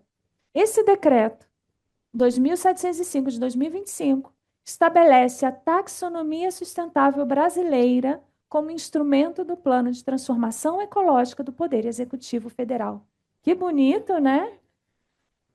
Mas o que é isso, professora Cláudia? Não é? Vamos começar. O que é taxonomia? É até uma palavra que vem da biologia, né? Estabelecer uma classificação de espécies, de seres, vamos pensar assim. Trazendo para cá, numa linguagem muito simples, tá bem, gente? Lá a gente tem no artigo 1º a definição do que é taxonomia, por que é taxonomia sustentável, por que é importante tê-la. Considerando também, no âmbito da etiquetagem, da rotulagem de produtos, que está alinhada a essa rotulagem, que a nível internacional a gente vem avançando com a necessidade de certificações específicas, de selos específicos, e isso vai também ao encontro do que estamos falando aqui. Agora, caramba, como é que a gente faz isso na prática? O decreto, perdão, estabelece que temos esse instrumento como plano de transformação. Acaba de entrar em vigor, pode ser um indicativo de alinhamento, mas precisamos pensar nesse como um alinhamento com os critérios de contratação pública sustentável, porque esse alinhamento precisará ser feito. Seguramente que sim. Tá bem? Bueno, agora vamos pensar que outros desafios e oportunidades podemos mencionar diante do que vimos hoje. E dentro daqueles que foram mencionados, que podemos falar sobre, não é? Percebo aqui que o desembargador Carlos Francisco fez alguns apontes, algumas anotações, professora Cláudia também, e eu fico totalmente aberta agora a abrir o debate, agradecendo desde já mais uma vez a paciência e a oportunidade de estar aqui transmitindo essa mensagem como instrumento. Obrigada. Eu agradeço muitíssimo a exposição da professora Laura. Eu, de fato, fiz um punhado de anotações aqui, e é claro que se nós pensarmos em termos de administração pública federal, a estrutura judiciária é pequena comparada à do Poder Executivo, né? De todo modo, claro que a colaboração que nós podemos dar à discussão, ao debate, vendo, né, de que maneira o Poder Judiciário ele vê, né, essa situação de contratações públicas sustentáveis. Em relação a isso, há dois prismas, né, ou dois pontos de visão. O primeiro deles é o Poder Judiciário na sua função administrativa, não é? O segundo é o Poder Judiciário na sua função jurisdicional, não é? O Poder Judiciário na sua função jurisdicional. Começo pela função administrativa. É, é, o fato de estar aqui, né, há quase 3 décadas, né, completo 3 décadas no final desse mês, né, trabalhando no Poder Judiciário. Eu vi muitas transformações em relação às ODS, né? Uma delas vem ao encontro da grande transformação que nós vemos hoje. A professora Cláudia e a professora Laura foram ao meu gabinete antes de virmos aqui para a escola, e não há um único processo em papel. Já há muito tempo, Bem, nós transformamos os processos em papel em processos eletrônicos, mesmo os remanescentes que foram inicialmente autuados em papel, eles foram todos eles digitalizados. Isso vai ao encontro de um conjunto de medidas assim inimagináveis de sustentabilidade, né? Dentro das contratações, uma das mais assustadoras era a dos arquivos, nos quais os processos ficavam depositados quando eles acabavam, né? Então, havia arquivos gigantes, acondicionados, porque não é juntar, né, os papéis ali, né? Você tinha de não só ter arquivos adequados, mas como prédios acondicionados, né? E isso era uma fortuna, né? Hoje, claro, nós pagamos muito menos por nuvens, por sistemas de armazenamento, enfim. Então, eu acho que de todas as grandes mudanças, que nós podemos pensar no Poder Judiciário, e a terceira região é um movimento nesse sentido, de pensar o Poder Judiciário como administração, né? É de não termos mais processo em papel. Eu sei que em alguns países europeus isso ainda não é uma realidade, né? Há muitos papéis que fazem parte dos autos dos processos. E há um conjunto de medidas simples que foram sendo adotadas nesse perfil também de sensibilização. Eu faço aqui só uma lista para não ser cansativo, desde copos d'água, papéis recicláveis, os poucos que ainda existem, impressões frente e verso, lixo seletivo. Nós unificamos há alguns anos, poucos anos, na gestão do Dr. Mairan como presidente do tribunal, fiz parte de uma comissão da biblioteca, né? E foram unificadas as bibliotecas, e a base hoje essencial é online, né?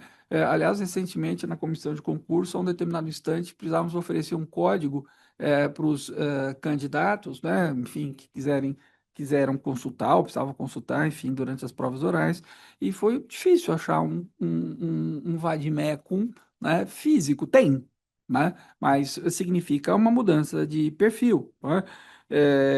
E por aí vai. Tem algumas medidas, promoção de mulheres, pensando nas outras ODS, produção de mulheres, hoje, todas as promoções por merecimento de desembargadoras, né, ou desembargadores, elas são mulheres até alcançarmos um limite mínimo, mas isso vem até de ordem superior. De todo modo, aderimos com facilidade a isso, sem problemas. Tem uma coisa inacreditável que eu quero contar. Há poucos anos, quando foi? 2023, que nós fizemos reformas em todos os andares para criar banheiros acessíveis em todos os andares. Salvo engano, até 2023 havia poucos banheiros, eu me arrisco de memória a dizer que era só o de 25, 25º. Então, eu me arrisco, devia ter outro em algum lugar. Onde tinha? As- so- Fim, exatamente. A doutora Marisa fizemos a presidência 23, né? 23. Aí todos os andares hoje, né, têm banheiros acessíveis. Foi uma providência que, obviamente, exigiu obras, etc., mas enfim. Agora, esse prédio, na época do papel, o doutor Márcio Moraes uma vez me disse que demorava-se a distribuição dos processos, então, eles chegavam em papel, eles ficavam depositados num dos subsolos, né? Porque se eles fossem distribuídos imediatamente, isso causaria um peso na estrutura tão grande. Tem coisas assim inacreditáveis. Então, aqui eu paro os exemplos. Nós temos aderido. Temos aderido. O fato de estarmos aí com a legítima defesa. O fato de estarmos com um manual, né? com uma certa defasagem, não significa que as medidas, elas, não, não, claro, claro, é só uma legítima defesa, não é? Ou estado de necessidade, alguma coisa assim. Agora, como poder judiciário na função jurisdicional, nós de fato temos um problema. Eu, enfim, estudo esse assunto há muito tempo, não só na função jurisdicional, mas na função acadêmica. O grande problema dos princípios é a baixa densidade normativa, é a grande abertura semântica e a dificuldade que nós temos, né, para aplicá-los. Ousadias não faltam, não é? Mas se nós pensarmos que nós temos em torno de 230 mil pessoas dentro da estrutura judiciária brasileira interpretando e dando modelos de decisão judicial para 18 mil juízes assinarem, nós vemos o quanto é perigoso a aplicação direta de um princípio. Então, por se tratar, né, de um preceito ou de vários preceitos, né, com baixa densidade normativa, nós precisamos dessa densidade dada pelas previsões normativas mais analíticas, como aquele parecer, não é? E alguma coisa do gênero. Vamos caminhando. Eu não estou na seção que julga licitações, mas eu tenho certeza, até pelas pessoas que estão lá, que elas são muito suscetíveis a essa espécie de problema. Eu não sei como está sendo avaliada esse ou aquele edital, ou esse ou aquele concorrente que foi desclassificado por uma variação de contrato que não tenha essa previsão de sustentabilidade. De todo modo, isso, evidentemente, na medida que vai sendo aplicado, vai rebater, especialmente na terceira região, né, que é 40% do PIB, como diz um amigo meu, e é verdade, com a função jurisdicional.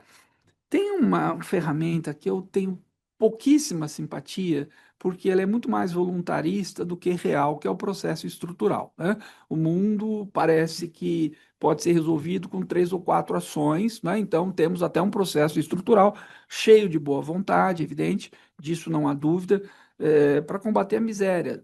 É um problema estrutural, é claro que é, mas até que ponto, né, isso pode ser movimentado pela estrutura do Poder Judiciário, mas há, de todo modo, esse processo estrutural da miséria. Mas, pelo menos, corre no Supremo. O problema é o processo estrutural que corre em primeiro grau, né?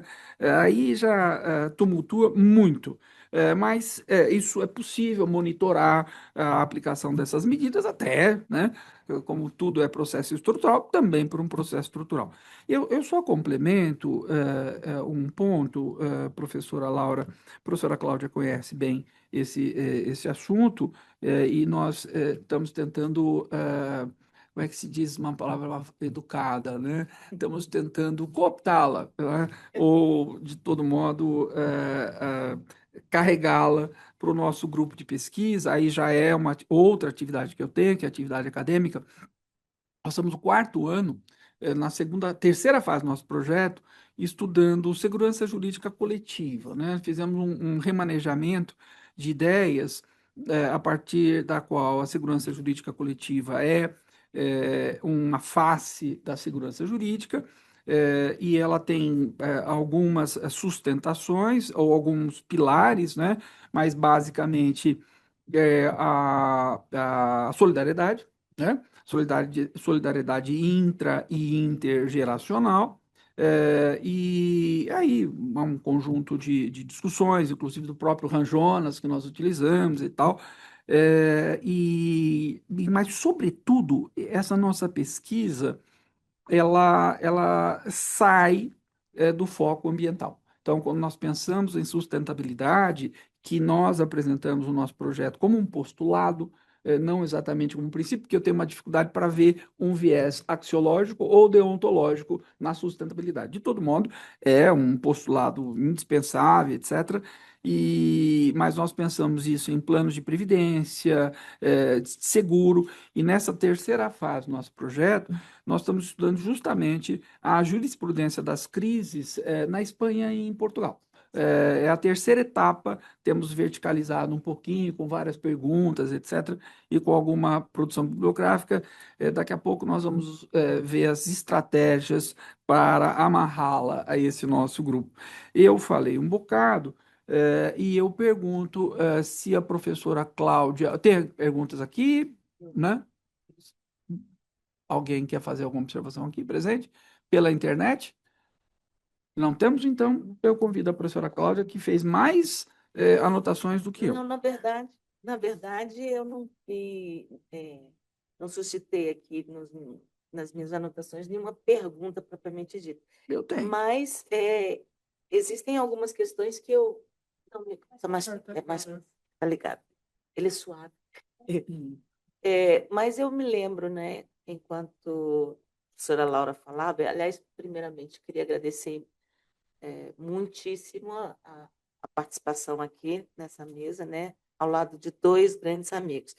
E, e o presidente da mesa, né, professor Zé Carlos Francisco, é amigo, companheiro de trabalho, meu coordenador no nosso núcleo de pesquisas, e eu convivo há 20 anos, né? Então é muito tempo, né? E aí os questionamentos são muitos. Mas comecei lembrando da frase do Boaventura de Souza Santos, né? Dizendo que a gente, numa sociedade de consumo globalizada como nós vivemos, o exercício da cidadania se dá pelo cartão de crédito e não pelo título de eleitor, né? Porque você começou justamente mostrando a necessidade da relação aí, né, do ODS com o consumo consciente. E aí a minha grande pergunta, apesar de nós termos mudado o eixo de pensar desenvolvimento que não seja pelo crescimento econômico, e isso vem com a Constituição Federal de 88, com certeza, eu vejo como um perigo que nós estamos correndo novamente a partir do crescimento de exclusivamente alguns grupos econômicos, né? Então, pensar a sustentabilidade, inclusive ambiental, com os grandes centros de Big Data que consomem uma água gigantesca e depois você vai armazenar informação nesses centros, né? É, e ser sustentável como administração, mas ao mesmo tempo planetariamente deixa de ser sustentável, é o princípio mais difícil de se pensar como possibilidade de aferição, por mais critérios que nós venhamos a criar. A sensação que eu tenho é que, apesar do tema ser transversal, ele o direito está sempre, né, como a questão da regulamentação da inteligência artificial, sempre aquém daquilo que é necessário diante da complexidade que nós vivemos, né?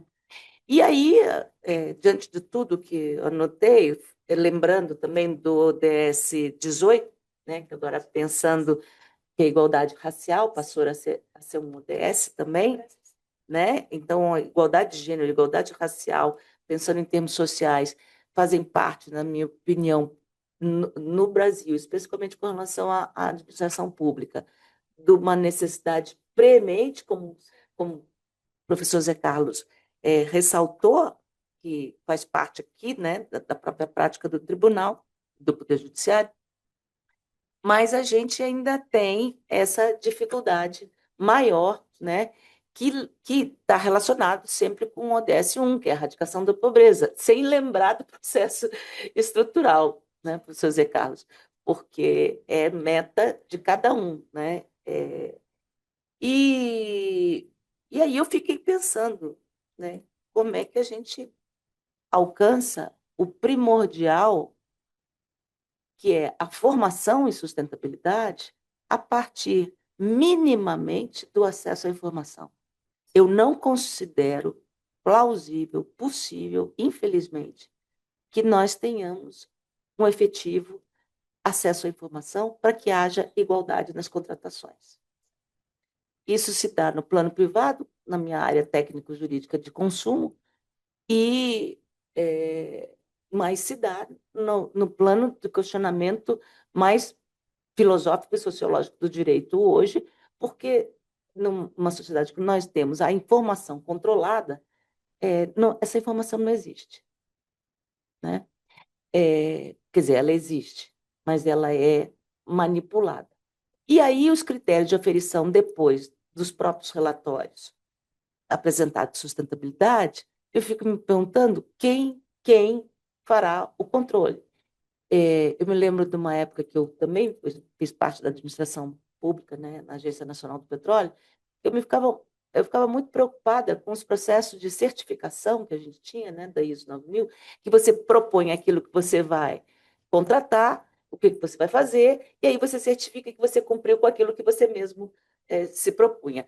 Parece a meta que você colocou para a sua enteada de 15 anos.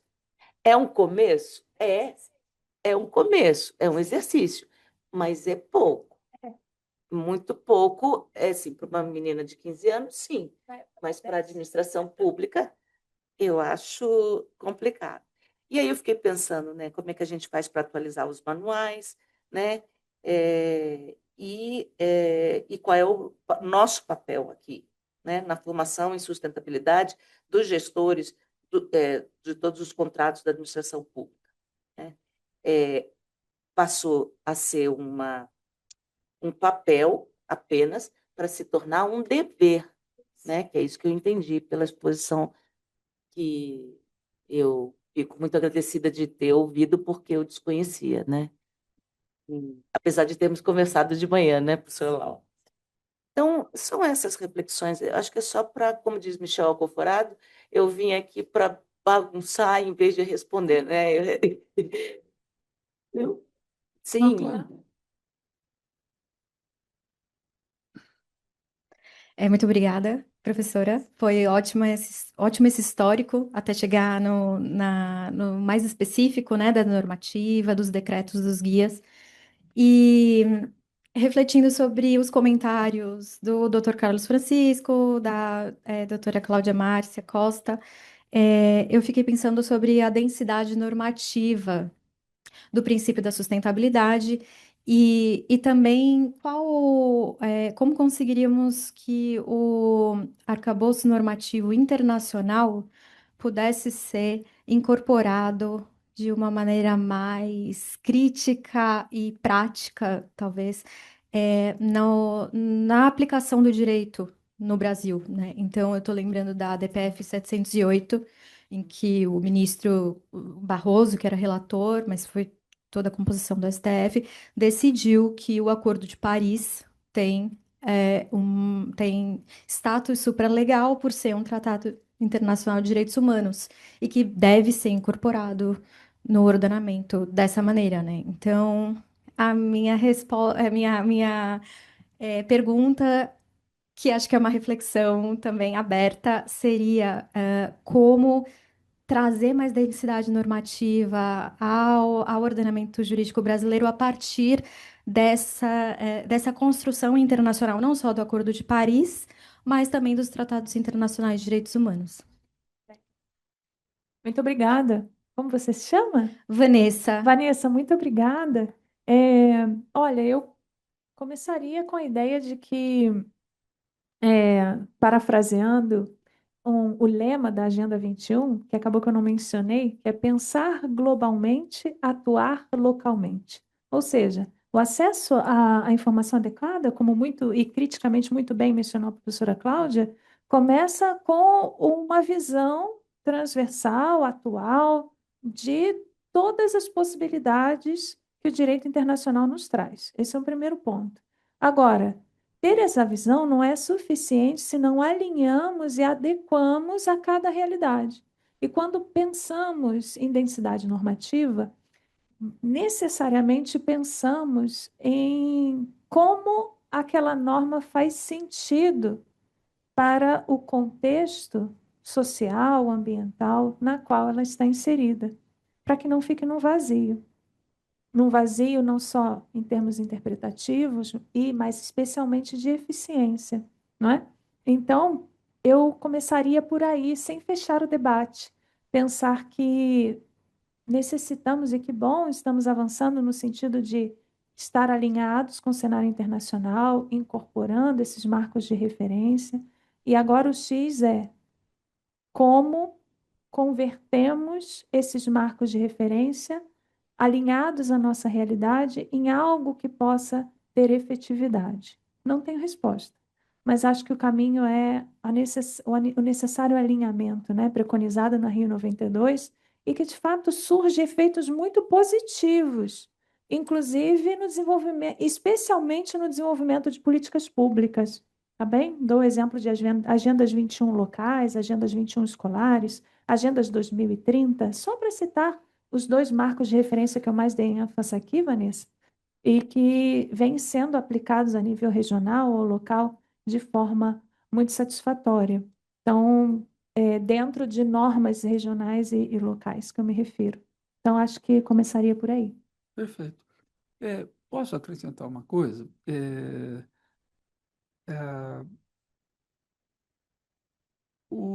A nossa jurisprudência da terceira região, né? Entra no site, pesquisa de jurisprudência, ela começou a, a fazer a ser desenhada com um link, sabe? Eh, que remete eh, para julgamentos da Corte Interamericana de São José, né? Essa foi uma ideia que nós tivemos, mais do que o tratado, sabe? Nós precisamos da interpretação unificadora do tratado dado pelas cortes, né? E aí nós tivemos essa ideia, enfim, o projeto andou, ter a simpatia do CNJ, para não entregar nada nesse período de gestão, né? Que eu faço parte dessa comissão, dessa unidade, na verdade, de monitoramento e fiscalização, nós fizemos de maneira ainda muito artesanal. Então, temos lá um grupo de juízes que separaram casos e tal, e agora, terminado o concurso, eu vou ter condição de me dedicar um pouco mais a isso. Mas é um caminho. Considerando que a pesquisa jurisprudencial, ela é muito comum, né? A gente estuda, faz um punhado de coisas a partir das decisões. E, normalmente, nas ementas, se você olhar, por exemplo, uma ementa do STJ, você vai encontrar ali um objeto de comunicação. Isso é muito importante entender, né? A decisão judicial dessas cortes, né? São cortes extremas nossas, né? Como instrumentos ou ferramentas de comunicação. A nossa ideia é incluir os julgamentos, os links para o julgamento. E com isso, fazer claro, né, de forma muito lenta, uma absorção dessa cultura. E é um reforço argumentativo imenso, né? Quando você está citando uma decisão de um tribunal como o nosso, um tribunal ordinário, mas com o peso de uma decisão da Corte Interamericana, é outra história, entendeu? Então, estamos fazendo isso. De novo, artesanal, cheio de boa vontade, mas é assim que começa, né? É assim que começa, é um processo até de amadurecimento. Um dia, quando formos todos desnecessários, haverá uma inteligência artificial que conversará com a inteligência artificial lá de São José e tudo vai aparecer, puf, na frente de uma outra inteligência artificial que fará o julgamento. É assim que a gente espera que as coisas aconteçam. Ou espera não, né? É assim que aparentemente as coisas vão acontecer. A gente já tem, inclusive, né, foi um avanço, né, a gente Hum. poder associar as decisões do Supremo aos ODS, né? Isso já existe.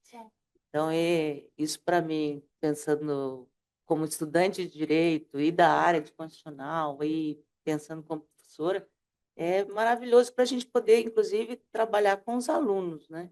E controle de convencionalidade a gente tem que ter mesmo, né? É um esforço, né? Essa parte de absorção do direito internacional como ferramenta, como, enfim, né? Argumento, é um esforço gigante. Nós não eh, passamos aparentemente do primeiro capítulo, né? Mas vamos indo, vamos indo. Não é tão justo isso. Tem muitos julgados da quarta sessão, especialmente, que cuida de criminal aqui, né? Uhum. Que cita muito Gomes Lund, etc. Foi a partir daí que eu até vi um buraco na nossa jurisprudência, no nosso trabalho, porque, pô, você pesquisa lá Gomes Lund e os acordos mais recentes não tem esse link para São José, mas tem de ter. O pessoal da nossa quarta sessão diligente, está Mas sabendo fica uma fazer. proposta para o próximo debate aqui. Fica uma proposta para o próximo debate aqui. Mas eu tenho uma pergunta. Você tem uma pergunta, Ariete, ou Algum? encerramos? Eu queria te perguntar, em que pé que está isso na Espanha, Laura? De uma maneira, obviamente, muito eh, Uhum, genérica, né? sim. Eles estão, na tua visão de especialista aqui e lá, estão mais para frente ou mais para trás? Olha, tenho a sensação, depois desse processo de atualização, de que estamos um pouquinho mais à frente. Mais à frente. Agora, normas recentes como aqui, lá, os critérios de contratação pública sustentável estão baseados em 3 pilares, que é a sustentabilidade ecológica, eles chamam assim para a sustentabilidade ambiental, a parte de inovação, e é muito interessante porque aqui não utilizamos a inovação como um dos pilares de maneira direta, mas claro que está, e aí está totalmente alinhado ao que a professora Cláudia menciona, da acessibilidade, da inclusão digital como elementos fundamentais nesse processo para garantir a igualdade de condições e de ampla concorrência. E temos também o lado social, mas o lado social pautado, como aqui, na acessibilidade. E, e pensando em algumas normas específicas em critérios de gênero, LGBT, e de pessoas com algum tipo que eles chamam lá hoje de diversidade funcional. É a expressão que eles utilizam para nós aqui, seria uma pessoa com deficiência, não é? Então, com base nesses 3 pilares. Temos manuais também lá, dentro da Lei Geral Nacional do Setor Público, temos artigos específicos que mencionam a sustentabilidade como um princípio também, e também como o que a gente chama, não só princípio, mas um princípio rector, aquele Sim. que orienta, que conduz a elaboração de estratégias, como o caso dos critérios de contratação. Mas não vai muito além disso, não, tá? E mais dentro da administração pública federal. Sabemos que a configuração político-administrativa da Espanha é ainda mais complexa. Nós temos comunidades autônomas lá que têm os seus 3 poderes com independência político-administrativa, claro, dentro do princípio da hierarquia, vinculadas ao Estado Nacional, mas que produzem as suas próprias normas e que são muito díspares. Acaba que a realidade a nível regional é muito diferente. Temos algumas comunidades mais avançadas nesse sentido, especialmente aquelas que histórica e tradicionalmente vêm trabalhando conceitos de sustentabilidade. Aí eu posso citar a comunidade da Andalucia, também País Basco, especialmente País Basco e Cantábria, mas outros ainda estão muito longe e também considerando, claro, o contexto não político-administrativo, mas o contexto político-partidário e algumas discussões bem complexas com relação a o que é a sustentabilidade, como adotar a sustentabilidade, não? Então, por exemplo, a Comunidade de Madrid vem num sentido oposto, de retrocesso por questões político-partidárias. Então, esse é o cenário, muito brevemente. Isso acontece, né? Essas idas e vindas, elas acontecem. Fazem parte do processo civilizatório, vamos colocar assim, né? Tem uma pergunta gentil feita por Marília Moreira Pires, que cumprimenta a excelente palestra, no que eu faço coro, e pergunta: gostaria de saber a visão, da mesa, mas com certeza da professora Laura, sobre o uso do diálogo competitivo como instrumento para impulsionar as contratações públicas sustentáveis. Vejo como uma modalidade potente e positiva para impulsionar critérios sustentáveis nos editais e nos contratos administrativos. Concordo, Marília. Muito obrigada pela sua pergunta. Fico muito feliz que você esteja aqui conosco, ainda que de maneira virtual. Faço um parênteses que Marília, professora Marília já atua como professora, como advogada, ela compartilha comigo essa função voluntária de coordenar o Núcleo de Contratações Públicas Sustentáveis do Observatório de Contratações Públicas. Ela me fez o convite, junto com a professora Lilian Pires. Sou muito grata a elas por interagir, né, e começar esse trabalho de difusão, especialmente de difusão do conhecimento, que é tão importante dentro do Observatório de Contratações Públicas, OCPBRA.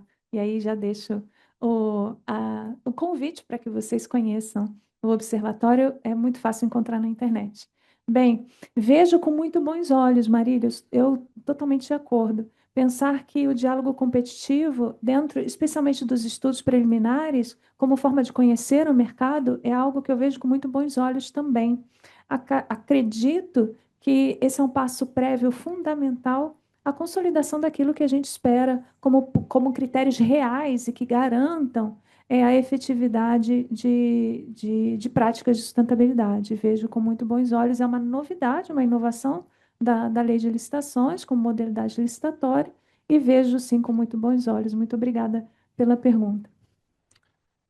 Então, pela sinalização da Ariete, encerramos. Eu, antes de, enfim, né, finalizar formalmente o trabalho, quero renovar a minha imensa gratidão pela colaboração, enfim, pela brilhante exposição da professora Laura, agradecer minha querida amiga, professora Cláudia Costa, que segundo ela só eu a chamava de Márcia, agora eu já não chamo mais, eu chamo de Cláudia, assim é a vida.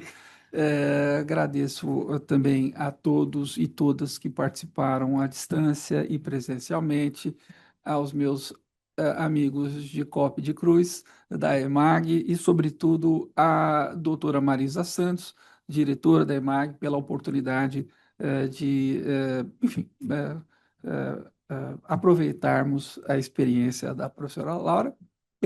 Declaro encerrados os trabalhos. Boa noite a todas e a todos. Obrigada.